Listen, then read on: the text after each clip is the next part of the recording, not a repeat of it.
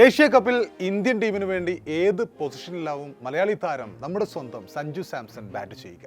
ശുഭ്മാൻ ഗില്ലിൻ്റെ നമുക്കറിയാം, കഴിഞ്ഞ ഇംഗ്ലണ്ടിനെതിരായ ടെസ്റ്റ് സീരീസിൽ ഇന്ത്യയുടെ നായകനായി അവരോധിക്കപ്പെട്ട ശുഭ്മാൻ ഗിൽ, അദ്ദേഹത്തിൻ്റെ സാന്നിധ്യം ഈ T20 ടീമിലുണ്ട്. അപ്പോൾ ഗില്ലിൻ്റെ സാന്നിധ്യം കൂടി ആയതോടെ ഇനി ടീമിൽ സഞ്ജു സാംസണ് ഇടം കിട്ടുമോ? കിട്ടിയാൽ തന്നെ ഓപ്പണിംഗ് സ്ലോട്ട് അദ്ദേഹത്തിന് കൈവിടേണ്ടി വരുമോ? ജിതേഷ് ശർമ്മയിൽ വിശ്വാസം അർപ്പിക്കുമോ ടീം ഇന്ത്യ? നമുക്കൊന്ന് പരിശോധിക്കാമെന്ന് തോന്നുന്നു.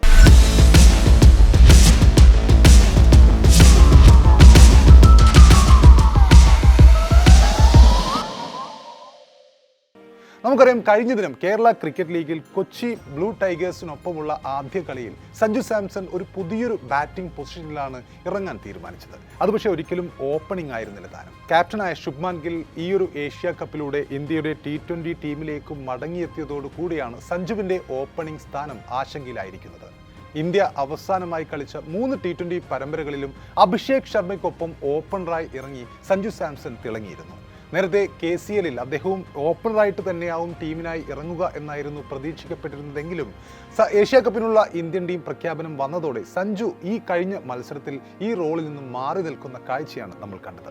കഴിഞ്ഞ മാച്ചിൽ മധ്യനിരയിൽ ഇറങ്ങാനായിരുന്നു സഞ്ജുവിൻ്റെ തീരുമാനം, സഞ്ജുവിൻ്റെയും ടീമിൻ്റെയും തീരുമാനം.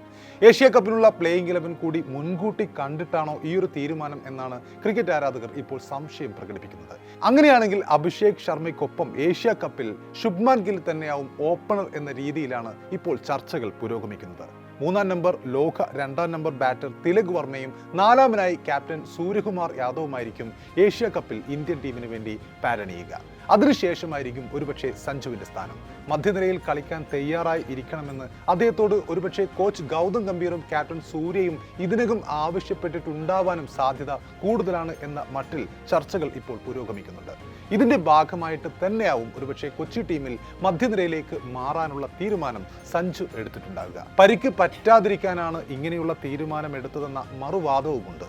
അതെന്തായാലും ഏഷ്യ കപ്പിൽ ഓപ്പണിംഗ് റോൾ വിട്ട് മധ്യനിരയിലേക്ക് മാറുകയാണെങ്കിൽ സഞ്ജു സാംസൺ ബാറ്റിംഗിൽ ഫ്ലോപ്പായി മാറാനുള്ള സാധ്യതയും കൂടുതലാണ്. കാരണം ഇന്ത്യക്ക് വേണ്ടി അദ്ദേഹം T20യിൽ മധ്യനിര ബാറ്ററായി ഇറങ്ങിയപ്പോഴൊക്കെയും വലിയ പരാജയമായി മാറിയത് നമ്മൾ കണ്ടിട്ടുണ്ട്.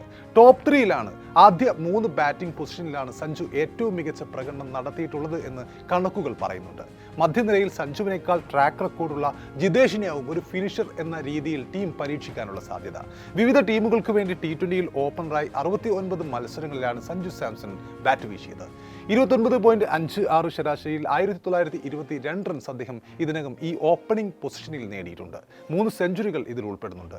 എന്നാൽ 3-ാം നമ്പറിൽ 134 മത്സരങ്ങൾ സഞ്ജു ഇതിനകം T20 മത്സരങ്ങൾ കളിച്ചു കഴിഞ്ഞിട്ടുണ്ട്. 35.65 ശരാശരിയുടെ 4136 റൺസ് ഈ 3-ാം പൊസിഷനിൽ അദ്ദേഹത്തിന് സ്കോർ ചെയ്യാൻ സാധിച്ചിട്ടുണ്ട്. ഈ പൊസിഷനിലും അദ്ദേഹം 3 സെഞ്ചുറികൾ അദ്ദേഹത്തിൻ്റെ അക്കൗണ്ടിലുണ്ട്. അതെല്ലാം IPLലാണ് എന്ന് നമ്മൾ കണ്ടിട്ടുണ്ട്. 4-ാം നമ്പറിൽ 66 മത്സരങ്ങൾ ഇറങ്ങിയ സഞ്ജു 22.63 ശരാശരിയിൽ 1290 റൺസാണ് നേടിയത്. ഇതിൽ സെഞ്ചുറികളൊന്നുമില്ല. അതിലും താഴേക്ക് ഇറങ്ങുകയാണെങ്കിൽ, 4ലും താഴേക്ക് ഇറങ്ങുകയാണെങ്കിൽ ദയനീയമാണ് അദ്ദേഹത്തിൻ്റെ ട്രാക്ക് റെക്കോർഡ്. 5-ാമനായി 15 കളിയിൽ 108 റൺസാണ് അദ്ദേഹത്തിന് നേടാൻ സാധിച്ചത്. ശരാശരി വെറും 12 ആണ്. ഇനി 6-ാമത്തെ പൊസിഷനിലാണെങ്കിൽ 14 മത്സരങ്ങളിൽ നിന്നും വെറും 128 റൺസാണ് അദ്ദേഹത്തിൻ്റെ ആകെയുള്ള സമ്പാദ്യം, 16 എന്ന ആവറേജ്. അതിനും താഴെ 7-ാമനായി 3 കളിയിൽ വെറും 40 റൺസ് മാത്രമാണ് സഞ്ജുവിൻ്റെ സമ്പാദ്യം.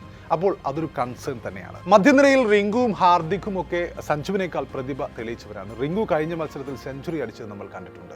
അപ്പോൾ ആ ഒരു പൊസിഷനിൽ ഇന്ത്യയുടെ ഇങ്ങനൊരു ബാറ്റിംഗ് പൊസിഷൻ വരുമ്പോൾ ഹാർദിക് പാണ്ഡ്യയെയും റിങ്കുവിനെയും മറികടന്നുകൊണ്ട് സഞ്ജുവിന് മധ്യനിരയിൽ അവസരം കിട്ടാനുള്ള സാധ്യത കുറവാണ്. തീർച്ചയായും ആ സമയത്ത് ജിതേഷിനാവും നറുക്കു വീഴാനുള്ള സാധ്യത. ഇനി സഞ്ജു സാംസൺ ഈ ഒരു ടീമിൽ ഏഷ്യ കപ്പിനുള്ള പ്ലേയിങ് 11ൽ കളിക്കേണ്ടതല്ലേ എന്ന് ചോദിച്ചാൽ തീർച്ചയായും ആണ് എന്ന് തന്നെയാണ് ഉത്തരം. കാരണം അവസാനമായി ഇന്ത്യ കളിച്ചിട്ടുള്ള 3 T20 പരമ്പരയിലും സഞ്ജു സാംസൺ, അഭിഷേക് ശർമ്മ ജോഡിയാണ് ടീമിന് വേണ്ടി ഓപ്പൺ ചെയ്തിട്ടുള്ളത്. ഈ ഒരു കോമ്പിനേഷൻ വലിയൊരു വിജയമായി മാറുന്ന കാഴ്ച നമ്മൾ കണ്ടിട്ടുണ്ട്. സൗത്ത് ആഫ്രിക്കയ്ക്കെതിരെയും ബംഗ്ലാദേശിനെതിരെയുമുള്ള ആ ഒരു പരമ്പരകൾ ഇതിന് ഉദാഹരണമാണ്. അഗ്രസീവ് ബാറ്റിങ്ങിലൂടെ ഭൂരിഭാഗം മത്സരങ്ങളിലും ടീമിന് ഒരു സ്ഫോടനാത്മക തുടക്കങ്ങൾ നൽകാൻ ഈ ഒരു സഖ്യത്തിന് സാധിച്ചിരുന്നു. അതുകൊണ്ട് തന്നെ ചുരുങ്ങിയ സമയത്തിനുള്ളിൽ ഇത്രയും വിജയമായി മാറിയ ഒരു ഓപ്പണിംഗ് ജോഡിയെ മാറ്റി നിർത്തുന്നത് കടുത്ത അനീതി തന്നെയായിരിക്കും. സഞ്ജുവിനെ മാറ്റി ഗില്ലിനെ ഓപ്പണറാക്കിയാൽ ഒരു പുതിയ ഓപ്പണിംഗ് സഖ്യത്തിന് ക്ലിക്കാവാനുള്ള സമയം ആവശ്യമായി വരും എന്ന് ഉറപ്പാണ്. ഗില്ലിനേക്കാൾ T20യിൽ സാഹചര്യം മനസ്സിലാക്കി ഒരേ സമയം അഗ്രസീവായും റിസ്കുകൾ അധികം എടുക്കാതെ സ്കോറിംഗ് മുന്നോട്ട് കൊണ്ടുപോകാനും കഴിയുന്ന ബാറ്ററാണ് സഞ്ജു എന്ന് നമുക്കറിയാം.